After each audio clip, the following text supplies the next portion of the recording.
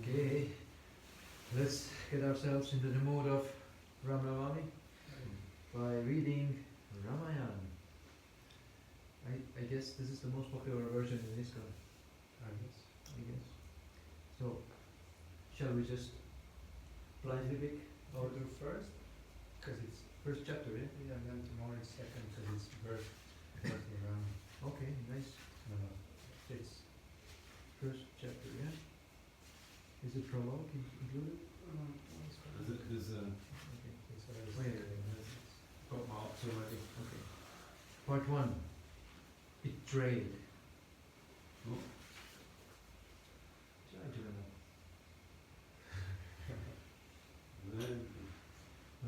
So, who wants to start? Okay. 1, 2, 3, 4, 5. Yeah, we rotate. Chapter 1. King Dasharat's longing. King Dasharat placed his palace balcony. His handsome brow was furrowed. In a pensive mood, he surveyed the scene around him. People thronged the inner courtyard below. Feudal kings and princes came with their continued to pay tributes. I don't know any of these words. Like, what are these words? In Krishna book, you never Yeah. come across these Messaging words. is- Yeah, wow. Very aristocratic English. From his 77th story terrace, Dasharath could see much of his city, which stretched to the horizon in all directions. Crowds of citizens moved along the well-planned roads, which were interspersed with mango groves and orchards. The broad central highway, built entirely of red stone, ran the full 100-mile length of the city. Large white mansions lined that road, with many colored pennants waving the breeze of their roofs. The road was sprinkled with perfumed water and strewn with flowers. Above the city, the king could see the golden airplanes of Apsaras, the consorts of the gods. Looking out over his capital, Ayodhya, Dasharath was plunged in an ocean of anguish. He entered the palace and walked slowly toward his inner chambers. As he descended the white marble stairways, he heard his priest chanting the sacred Sanskrit texts. The sound of mantras mingled with that of drums and lutes being beautifully played by royal musicians. Even that sound, which normally gave him so much joy, could not placate him. The king entered his rooms, leaving his personal guards at the door. Declining the food and drink offered to him by his maidservants, he went over to the large latticed window. He moved aside the silk drapes and continued gazing out at his city. Ayodhya had been constructed by Manu, a son of Surya, the all-powerful sun god. Manu had been the first of the kings in Dasharath's line, all of them emperors of the globe. As he thought of his long ancestry, the king only felt more pain. He sighed and turned back into his rooms. Seeing the anxious king, his three queens tried gently to console him. They set him on a large golden couch covered with silk pillows and studded with gems. His senior wife, Kaushalya, gently massaged his feet, while Sumitra and Kaikeyi fanned him with snow-white chamara whisks.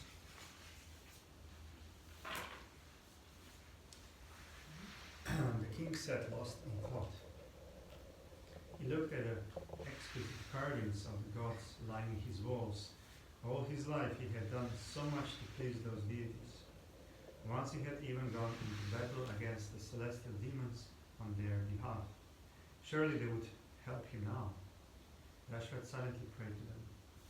While the king sat absorbed in his thoughts and prayers, a messenger came, telling him that his chief priest, Vashishta, was not present in the assembly hall.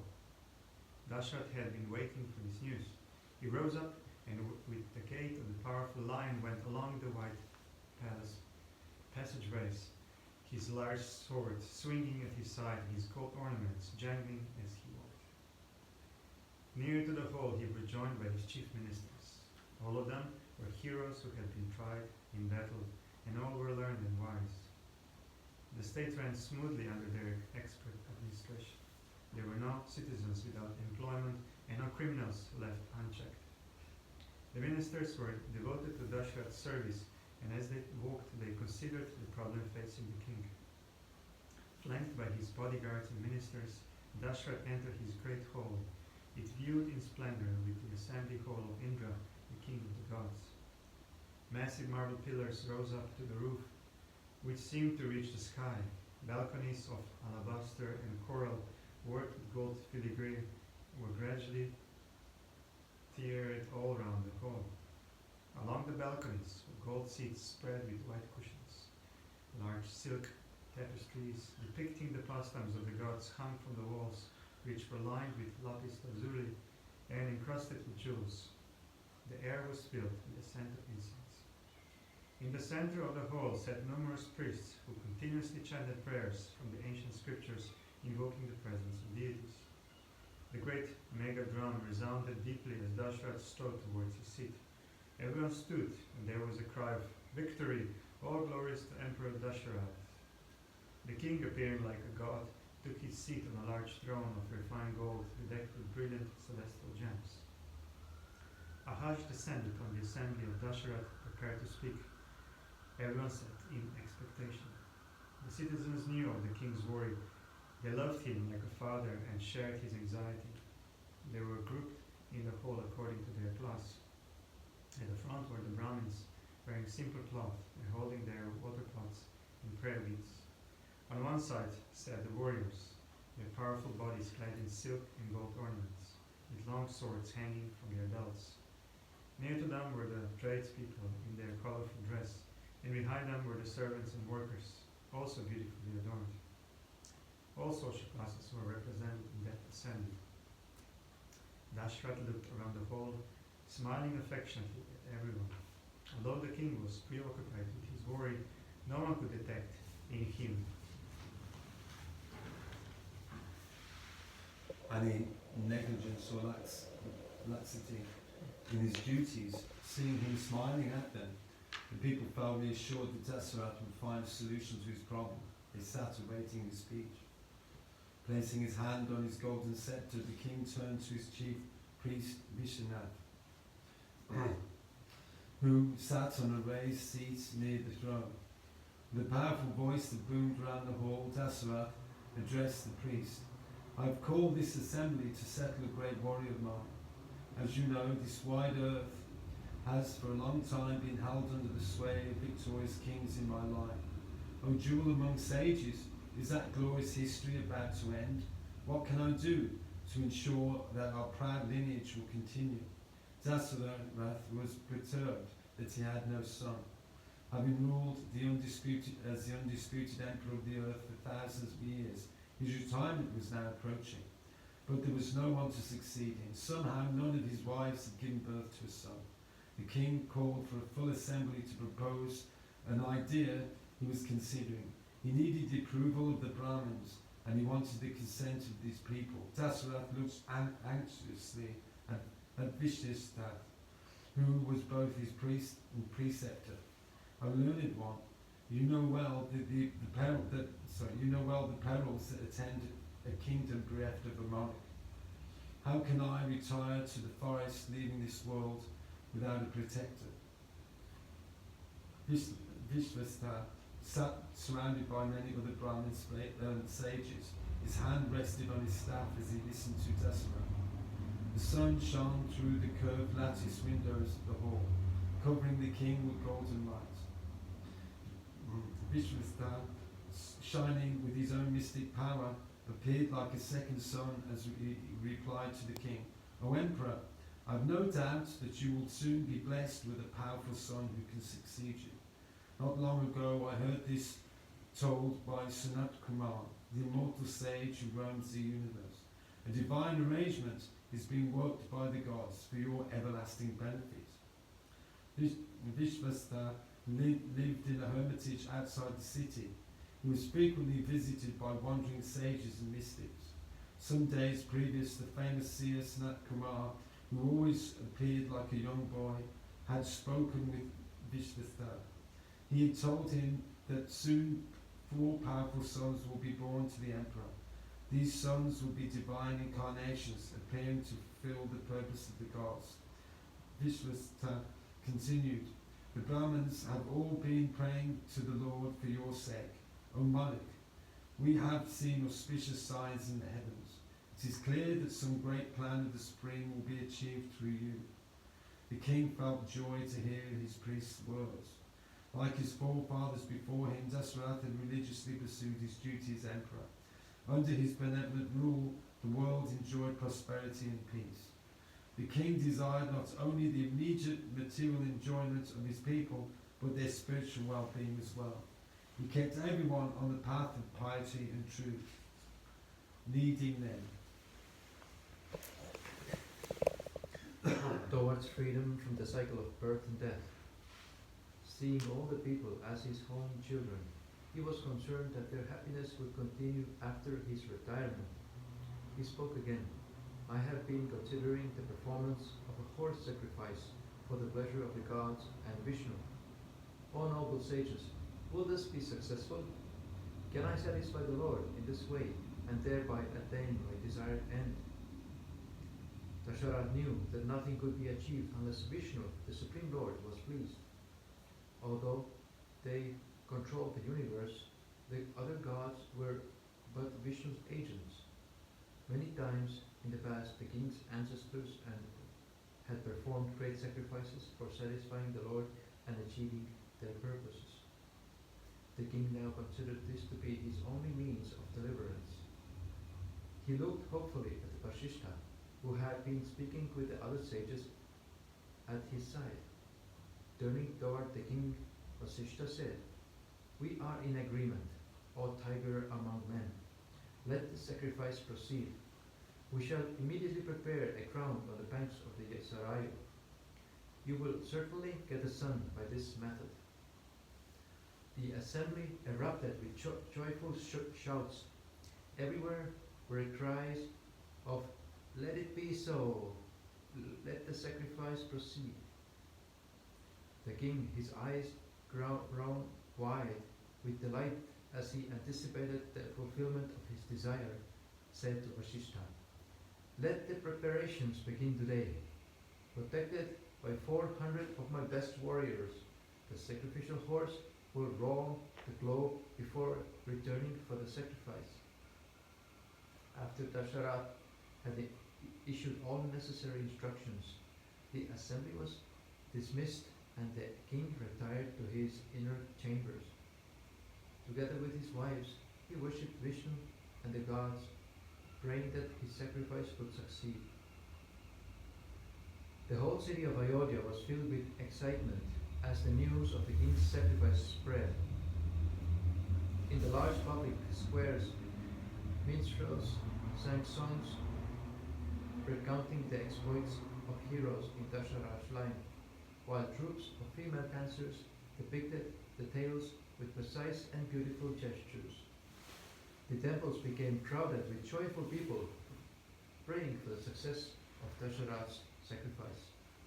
From the balconies of houses lining the wide avenues, wealthy people threw down gems for the Brahmins, and the jewels sparkled brightly on the clean paved roads. The city resonated with the sound of lutes, trumpets, and kettle drums. Augmenting the music was the chanting of Brahmins reciting the holy scriptures, with flags and pennants flying, festoons hanging between the houses, and flowers strewn everywhere. Ayodhya had the appearance of a festival held by the gods in heaven. The priests of Ayodhya set about preparing for their sacrifice. Selecting and consecrating a purebred horse which was free from any blemish, they released it to range freely across the country. As it traveled, it was followed and protected by 400 powerful generals in the king's army. According to the ritual, wherever the horse went, the residing rulers were called upon to attend the sacrifice and pay homage to Dasharatha. Anyone refusing would be immediately challenged to a fight.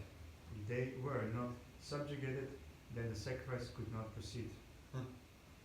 None, however, wished the emperor any ill.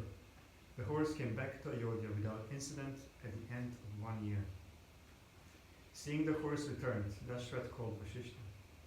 He touched his guru's feet and asked him with all humility, "O Holy One, if you deem it fit, please now commence the sacrifice.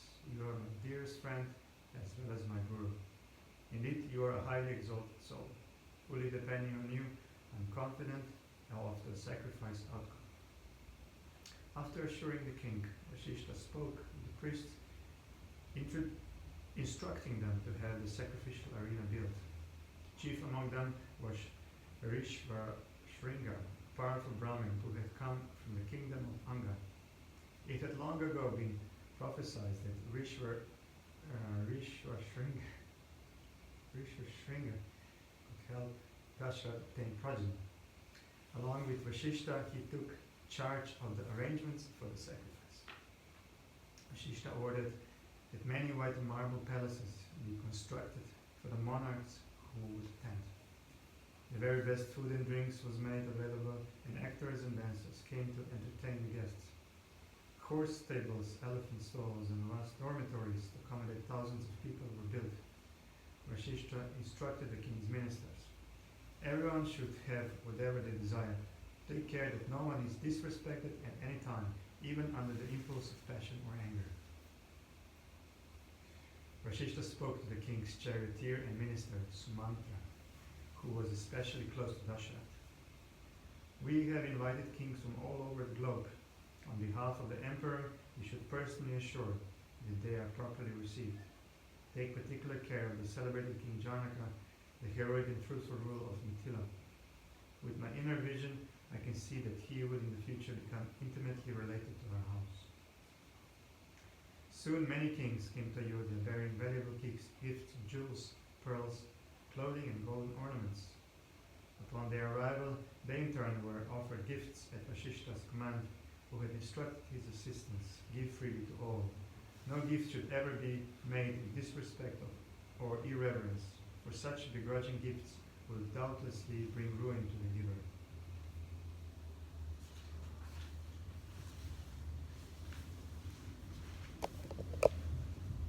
Royal astrologers ascertained the most favourable day for the commencement of the sacrifice.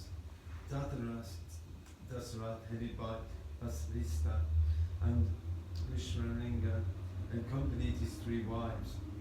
Then they came to the sacrificial compound, which resembled an assembly of the gods. Many fires blazed, each dedicated to the different deity, and attended by numerous Brahmins. The great compound was crowded with sages absorbed in prayer and meditation. On all sides stood warriors equipped with every kind of weapon, fully alert to any danger. The king sat surrounded by Brahmins who consecrated him for the sacrifice. He and his wives made offerings into the fires and joined in the chanting of prayers. After some days, the horse was brought before the sacrificial fire, dedicated to Vishnu. Learned priests constantly poured into it oblations of clarified butter. With a handful of grains, taking the horse by its reins, Vasista uttered a powerful mantra, and the animal fell unconscious. It was immediately placed upon the fire. As the horse was consumed by the blazing fire, those with divine vision saw the soul of the creature rise from the fire, glowing brilliantly, and ascend towards heaven. As the sacrifice concluded, Dasarath was delighted. He said to the priests, according to the ordinance, it is fitting that I now bestow upon you proper charity. Therefore, O holy ones, take this entire earth as a gift. This is the only appropriate offering for great souls like yourselves. The priests replied, you alone are able to protect the earth with its countless people. As ascetics, we have nothing to do with the world, nor are we able to maintain it. Therefore we leave it with you, O Malik. The Brahmins had no interest in wealth, but wished only to live simply, unencumbered by material possessions. However, Dasarath understood that unless charity was given to the priests, the sacrifice was not complete. Falling at the Brahmin's feet, he implored, if you refuse my gift, then the success of my endeavour is most uncertain. The priests quickly raised up the king. They understood the scripture and injunctions to which the king alluded. If it so pleases you, then you may give us a little wealth. We have no use for the earth. The king distributed to the Brahmins hundreds of millions of gold and silver coins, as well as millions of milk-bearing cows. He supplied tens of thousands of Brahmins present at that sacrifice with enough wealth to last their entire lives.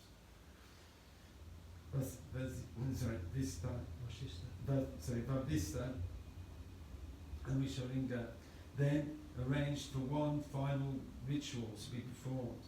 They called the gods by name to come and accept the sacrificial offerings made to them. The celestial smoke from the offerings, sanctified by Vedic mantras, rose up towards the skies and was received by the gods. The universal creator Brahman at their head, they personally assembled in the sky.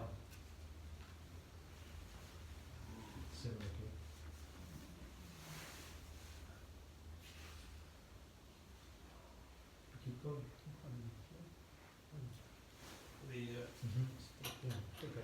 of Dasharath's sacrificial compound. Unseen by everyone, the gods began to address Brahma. Because of a boon granted by you, O Lord, the king of the Rakshasas, Ravana is constantly harassing us and is extremely difficult to overpower. Having begged from you that he be made invisible to us as well as to practically all other created beings, that evil-minded one now seek to overthrow us. He profanes even great saints and has no regard for anyone at all. Brahma was concerned that his boon to Ravana had created such problems, listed as Indra. On behalf of the gods continued, Ravana sought invincibility but did not ask for immunity against humans, who he considered of no consequence. Thus his death must come at the hands of a human. Please, therefore, beseech the Lord to appear as Dasharath's son. Although Ravana would still be killed by a human, the gods knew that no ordinary man could slay him. It could only be done by the all-powerful Vishnu himself. If he came to the earth as a man, and here was the ideal opportunity. The emperor of the earth was praying to Vishnu for a powerful son. Surely the Lord would consent to appear in Dasharath's family, especially if Brahma, Vishnu's devoted servant, also prayed to him to appear. Brahma assented to the gods' requests. He knew that the time for the Lord's appearance had come. Seated in meditation, Brahma thought of the Lord within his heart. At that moment, Vishnu appeared in the sky. Only the gods saw him as he descended upon the back of his eagle carrier Garuda. His beautiful body was blackish, and he shone with a brilliant luster. He was dressed in yellow silk with a garland of blue lotuses. A necklace of bright celestial gems hung around his neck. Adorned with numerous gold ornaments and jewels, he held in his four hands a conch shell, a mace, a discus weapon, and a lotus flower. Gracefully descending, he sat amid the gods as they worshipped him with hymns and prayers. Brahma addressed Vishnu in a reverential tone. O Lord, here is the worthy Dasharath praying for a son. All the worlds are sorely afflicted by the evil Rakshasa Ravana, who must be slain by a man. Be pleased, therefore, to take birth as Dasharath's son. Appearing in a human form, please dispatch Ravana in an encounter and save the world from their suffering. Vishnu smiled at the gods. He spoke reassuringly in a voice deep like the rumbling of thunderclouds. O gods, give up all fear. Along with my own expansions, I shall now soon be born as 4 sons of Dasharath. I myself shall appear as his eldest son, and my personal weapons will incarnate as my brothers. After annihilating Ravana and his demon hordes, I will remain on the mortal plane, ruling the globe for 11,000 years. The inconceivable Vishnu then disappeared, even as he was being worshipped. The gods felt their purpose was accomplished, and after accepting Dasharath's offerings, they returned to the heavens. In the sacrificial compound, the rituals were almost over. Dasharath sat expectantly, hoping for some sign of success. He was apprehensive. If he could not obtain a son by this method, then he would surely be lost. He looked at the blazing fire as the last offerings were being made. Suddenly there arose from the sacrificial fire a shining and beautiful personality form. Everyone watched in wonder as he descended near the king, remaining slightly above the ground. In his hands he held a golden bowl filled with celestial ambrosia. He spoke to Dasharath in a voice resounding like a kettle drum. O king, know me to be a messenger of the Lord of all created beings, Vishnu. Please accept my heartfelt welcome, O divine one, replied the king with his palms joined. What shall I do for you? By worshipping the gods in sacrifice you have received this reward, said the messenger. Take now this ambrosia, prepared by the gods, which will bestow upon you the offspring you desire. Give it to your wives, and through them you will soon secure 4 celebrated sons.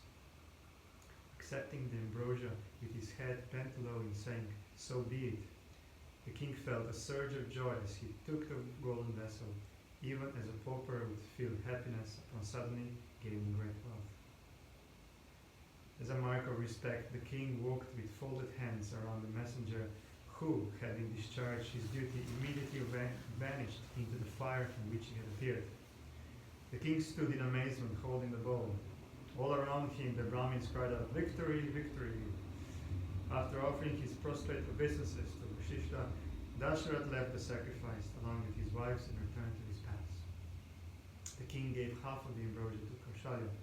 He gave the other half to Kaikeyi, the youngest wife, who was especially dear to him. Both of these wives each gave a part of their share to the king's third wife, Sumitra. All those noble wives of the emperor felt honored and immediately ate the ambrosia. In a short time, they felt within themselves the presence of powerful offspring. Their minds were enlivened by the divine energy of the children inside their wombs, and they felt elated. Dashrath, who had at last attained his desired object, felt as delighted as Indra, the king of the gods in heaven. And last half page, but not the least. Having decided to incarnate in Dashrath's family, Vishnu summoned the gods and commanded them, "Soon my advent on earth will occur. Assisted by all of you, I will crush the despicable Ravana." Foolishly, that evil one did not ask immunity from humans or animals, considering both to be entirely powerless in the face of his strength. As promised, I will descend as a human. O gods, without leaving your posts as universal controllers, you are capable of expanding yourselves onto earth. You should therefore appear in the world as powerful monkeys. Vishnu's plan for the protection of the worlds was unfolding. The gods took birth as monkeys who had strength equal to their godly power. They could assume various forms at will. They were gallant, as swift as the wind, highly intelligent and practically invulnerable in battle. The earth became populated with millions of huge monkeys who, in the way of the gods, grew up as soon as they were born. As haughty and strong as lions and tigers, they roared loudly and sprang about fearlessly. They were headed by Vali, the expansion of Indra, and by Sugrave, the expansion of Surya. Fearful in appearance, they thronged the peaks of mountains and resided in great forests. When they came together, they appeared like masses of clouds moving about on the surface of the globe. It's the end of the chapter. Krsna. Shri Ramachandra ki jai, Sitaram Lakshman Hanuman ki Jai. jai. See you tomorrow. It's all good. Tomorrow. Hare Krishna. Hare Krishna.